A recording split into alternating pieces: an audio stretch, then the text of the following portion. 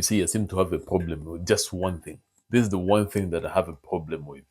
And sometimes when I say things, you guys think this guy is just another village crazy guy. I told you, your wife is not your partner. She is your wife. And what women want someone that will take up the leadership mantle and lead them. Women want to be led. They don't want a man that when the problem arises, then this man is there. So what should we do? How are we going to deal with this? No. They want a man that will be firm, decisive, and you're like, we are moving from this house and we are moving on to the next house 3 blocks down the road. We are moving. With all this nonsense, when you guys come, oh, my partner, but the only place where partnership exists is in business. Marriage is not a business. If we can agree on that, then you can continue watching. If you don't agree with that, then it's better for you to do what? Please just keep scrolling.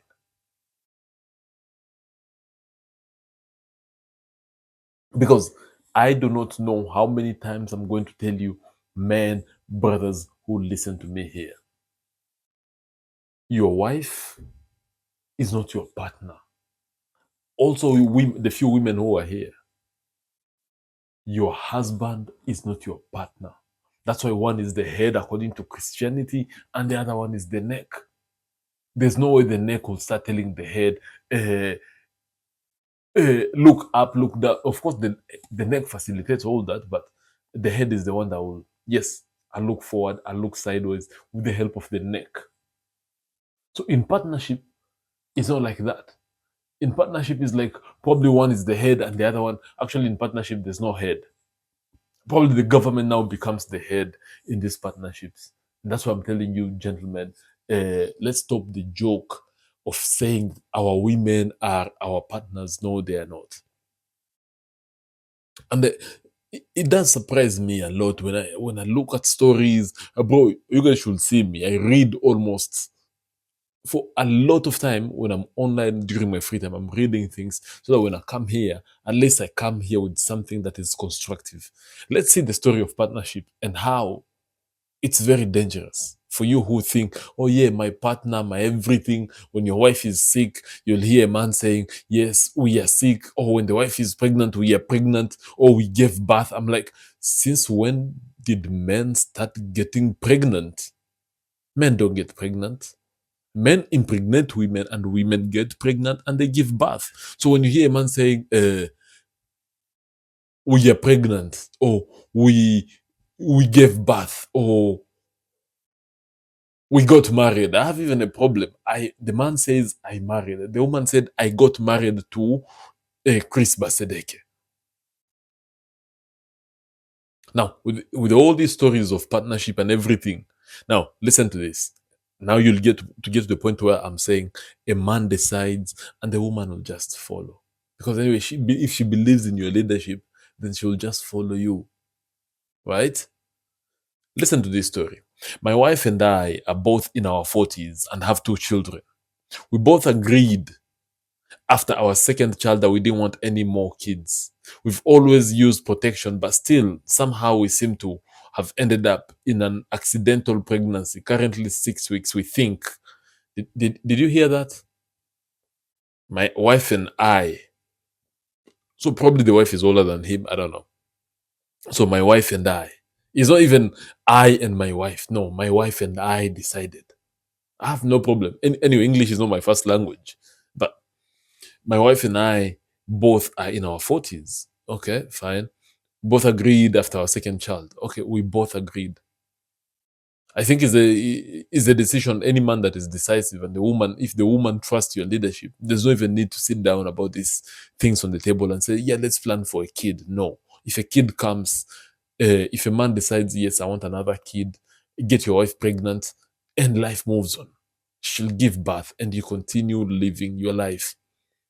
So we've always used protection, which I give them credit. But how did you use protection and then you still go pregnant? It's not making any sense, right?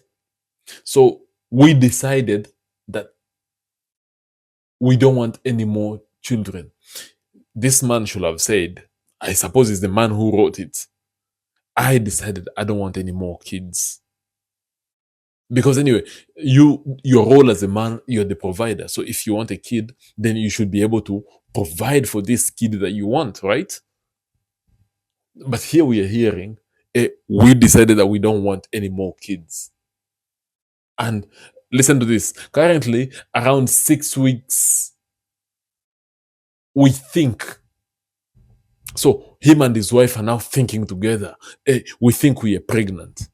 Gentlemen, please make any other mistake in your life. But this whole charade of nonsense of partnership, bro, is so emasculating. The point by the time you're waking up, you're even being told what time you should come in your own house. So 6 weeks, we think. Let's continue with their story. It's a very interesting one. We've always both, no, we've always both generally been against abortion, aside from where it seems needed, such as in case of rape or the child has an illness. We've always generally been both against abortion. Okay, fine. I can agree with them on that being against abortion. I'm very anti abortion. In case, uh, in case we think, in case of rape or the child has an illness, listen, how often in the Western world does your wife just get raped and gets pregnant? I think this is something that is not very common.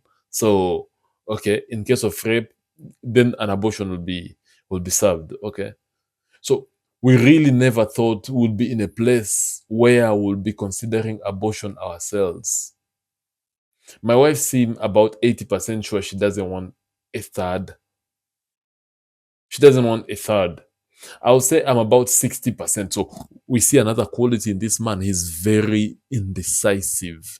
And indecisiveness is very, very bad in a man. So the brother here is indecisive, and the wife seems to be more decisive than the man. So he is an emasculated man with a woman now who has to, let me hold my mic, with a man now who has to rely on the woman to make the decisions for him. This is disaster in waiting, because how is this going to work? The man is a 60% while the woman is 80%. At least the woman has an A in terms of thinking and in terms of decision making. This man clearly cannot make any decision. Uh, sure, but I feel that mostly uh, uh, she doesn't want a third. I would say I'm about 60%, but I feel like that mostly maybe because of guilt of having an abortion. We are religious. So I also have fear over what is the right thing to do morally. You see, the religiosity, the religiosity that exists here is just crazy. So because they are religious now, he cannot make a decision. I have a problem with all this, because what do you mean for your religious grounds and everything? So when you're ejaculating, what are you expecting will come out of this? Were you expecting a TV, a flat screen TV will come out of it, or what were you expecting? And now you start bringing your religiosity. But me, I have, this is my biggest problem with people in this religious institution. They don't give you the constructive ideas that you want, or they don't give you the needed, firm, decisive ideas that you want. I would have even thought it's the man who was pregnant, if men could get pregnant, with such kind of stories here. And now he's bringing religion, who will feel bad and everything. Your wife is not feeling bad. She's 80% sure she does not want a kid. So if he wasn't up to the little bit of respect that she has because she still suck your dick, she would have just gone ahead and terminated the whole pregnancy. So, gentlemen, before you go out there and just recklessly erect and release your semen all over the place. Be sure that you are ready for the consequences that might come out of it. Let's continue. My main concerns my main concerns are that neither of us have great mental health. I also don't have the great physical health. And we have no family to help us with the two kids we have. So while we never regret having them, it's been a struggle. Now look, here's the man that is already crying here. My main concern is that neither of us have great mental health. Now mental health is here. Here's another problem, bro. I don't know this couple, but probably I can already tell the man is as fat as a pig, and the woman is probably as the size of an elephant. Or the man is a huge elephant and the woman is probably physically fit, and that's why she knows exactly what she wants and she's going for it. And then the mental health has come in. But the only way to beat depression, as Donald Trump has always been saying it, is go and work your ass off. That's all that is needed of you. Go work your ass off and you'll beat this depression. Hands down. But now, mental health problem and also physical. So it's clear, it's been said here.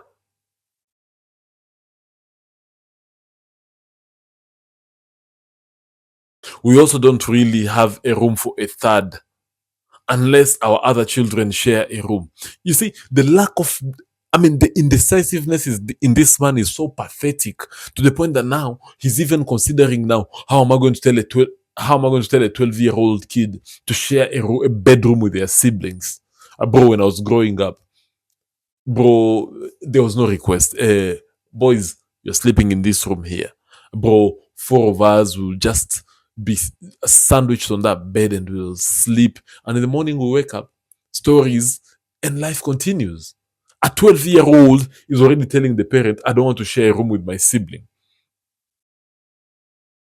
This is the problem with the weakness in men. This kind of nonsense. And he continues, he says, anyway, let's finish up with this. And he continues where he says, my eldest 12-year-old has said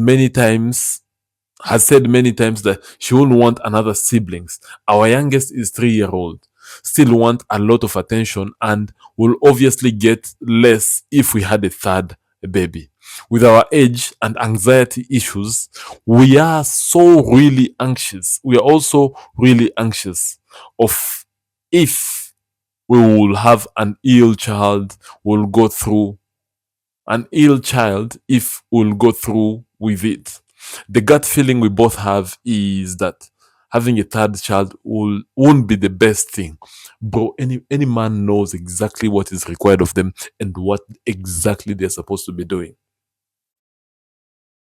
A 12-year-old kid, you're still feeding this kid, you're still giving them food and shelter and everything, and then they can't look after their siblings. Bro, for me, I remember when I was growing up, my younger sister, bro, one day I said I'm not looking after her. Bro, she was tied on my back and I got a slap. So I was busy crying.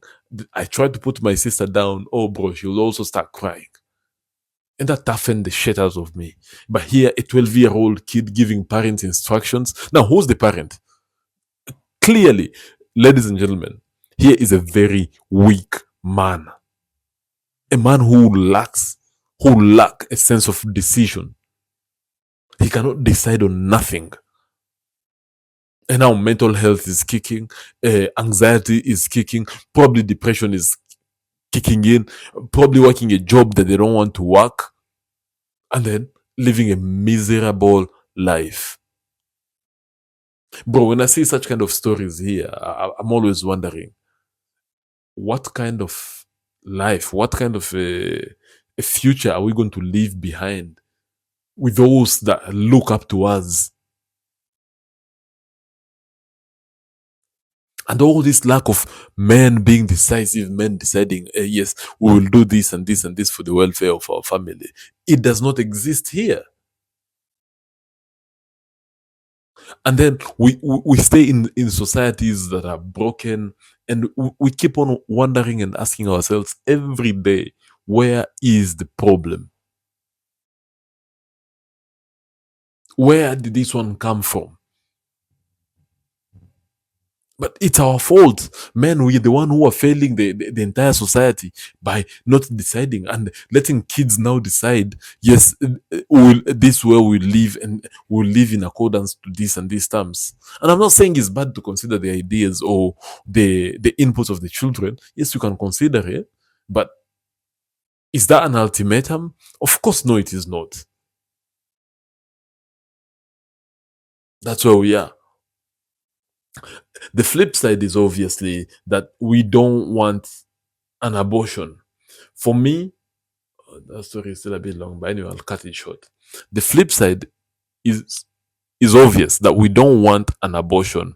For me, it's also the idea that although life will be a lot harder, I'm not sure we'll be happier for keeping it, but we'll obviously love this kid if we kept it, and probably won't regret it for that reason. This is honestly such a head fuck for us. Any advice really appreciates to hopeful makers help us make some kind of decision. Thanks.